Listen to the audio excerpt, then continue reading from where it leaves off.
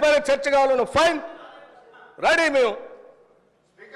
Sir sir sir one minute Harish Rao garu, మీరు అడిగిన ప్రశ్నకు కరెక్ట్గా మీరు అడిగితే ఈ డైవర్షన్స్ కావు. ఈ డైవర్షన్స్ అయితే 1 అవర్ లోపల నీకు 10 క్వశ్చన్స్ ఏడాగా కంప్లీట్ అవుతాయి. దయచేసి మీరు వేరే దానికి పోకుండా క్వశ్చన్కు సంబంధిత ప్రశ్నలే అడగండి మీరు దయచేసి ప్లీజ్.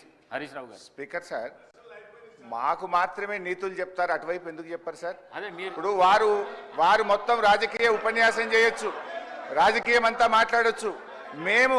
నేను I was confined to the subject sir, నేను డీవియేట్ కాలేదు. దయచేసి మీరు మా హక్కులను కాపాడాలి సార్. ఇక్కడ వికారాబాద్ ప్రజలు కూడా చూస్తున్నారు సార్, మా హక్కులు కాపాడాలి సార్. మీరు ఇక్కడ స్టార్ట్ అయితే అధ్యక్ష, స్పీకర్ సార్, మీరు ఒక విషయాన్ని క్లారిఫై చేయాలి.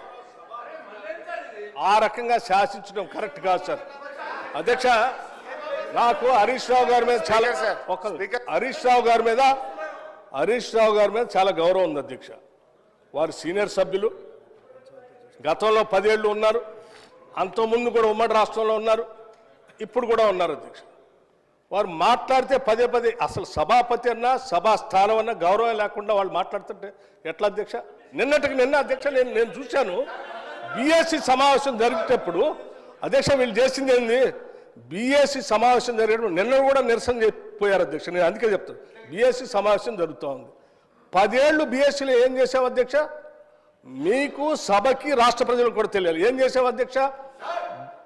బిజినెస్ సభలో ఏం బిజినెస్ జరగాలనేది అధ్యక్ష సభలో ఏం బిజినెస్ జరగాలి, ఎన్ని రోజులు జరగాలనేది పైన సభాపతి స్థానంలో ఉన్నటువంటి పోచారం శ్రీనివాస్ రెడ్డి గారు అక్కడ కూర్చునేవాళ్ళు, అవతల నుంచి మీరు వచ్చేవాళ్ళు, యువతల నుంచి సిఎల్పి నాయకుడిగా ప్రతిపక్ష నాయకుడిగా నేను కూడా ఆ బీఎస్సీ మీటింగ్లో ఉన్నాను. ప్రతి సందర్భంలో ప్రభుత్వ పరంగా ముందుగా ప్రతిపక్షాలు అడిగి మీరేం చెప్పాలనుకుంటున్నారు, ఎన్ని రోజులు కావాలి మేము చెప్పేవాళ్ళం.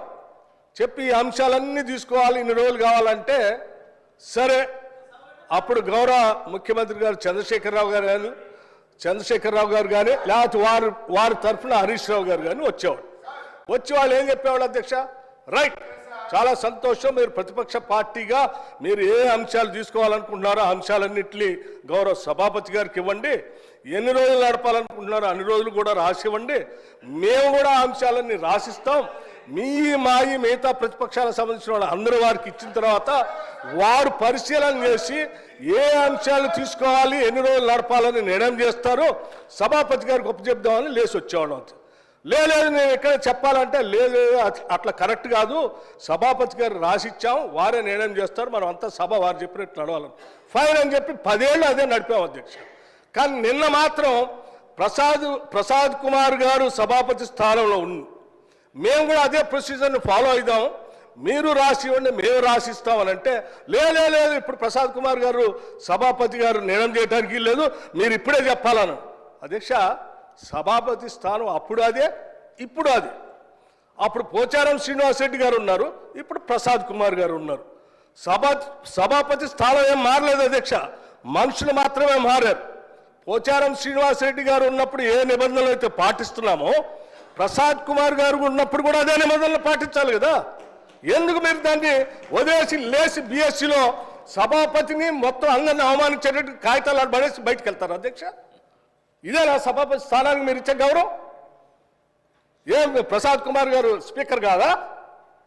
మనం 10 ఏళ్ళు పాటించింది మనం ఎందుకు పాటించట్లే? వీళ్ళు మాట్లాడితే లేచి సభాపతి మీద అటాక్ చేయడం కోసం ప్రయత్నం చేస్తారు, ఇది కరెక్ట్ కాదు అధ్యక్ష. సభాపతి మీరు పదే బతిలాడారు అధ్యక్ష, కూర్చోండి దయచేసి ఆ ప్లే కార్డ్స్ పట్టుకొని రావటం కరెక్ట్ కాదు, అవన్నీ మా మార్షల్స్కి హ్యాండ్ ఓవర్ చేయండి, నా దగ్గర తీసుకొని వస్తారంటే హ్యాండ్ ఓవర్ చేయకపోగా ఆ కాగితాలన్నీ పట్టుకొని ఏడుకు వచ్చేది ఆ సభాపతి స్థానం మీద ఎగరటానికి పోతా ఉన్నారు హరీష్ రావు గారు. ఎక్కడ నియమం అధ్యక్ష ఇది కరెక్ట్ కాదు అధ్యక్ష. సభాపతి స్థానంలో ఉన్నటువంటి మిమ్మల్ని సభలో ఉన్నటువంటి వాళ్ళందరూ గౌరవించాల్సిందే, సభ నిబంధనల నియమాల ప్రకారం నడుచుకో